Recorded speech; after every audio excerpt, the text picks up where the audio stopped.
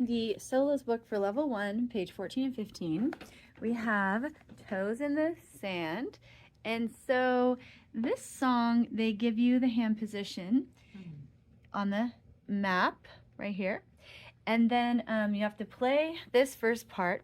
And they're trying to teach you a little bit of jazz terminology here. So they're telling you this first page is called the head. And another thing you could call it would be the A section.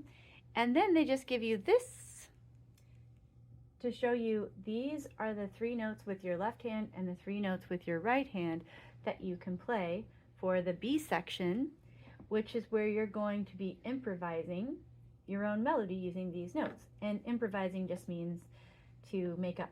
So the B section of this song is you making something up. And then you return back to the first page, or the head, or the A section. So it's like A, B, A. And the B section is going to sound a little different every time you practice the song, probably, because if you make something up, hopefully it's not going to sound the same every time. So I'm going to show you what I mean here. So, like I said, the A section, you just put your hands in middle C position.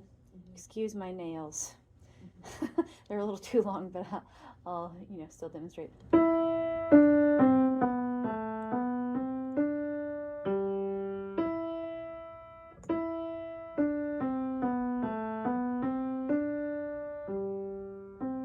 And then you just use these 3 and these 3, the first 3 fingers for middle C position, so from E to A. And you just keep a steady pulse.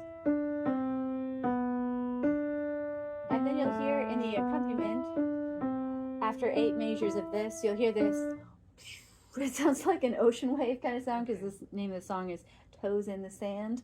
And then when you hear that, you're like, okay, here we go. And go back to the beginning. Does that make sense? And then when you get to the end the second time, then you're done. Okay, thank you. Yeah, so it's like you'll play as much time as this page for the B section, I think. Okay. It might be twice as much as a page. But anyways, it's kind of a fun exercise. Do you have any questions about that? No. Okay, good luck.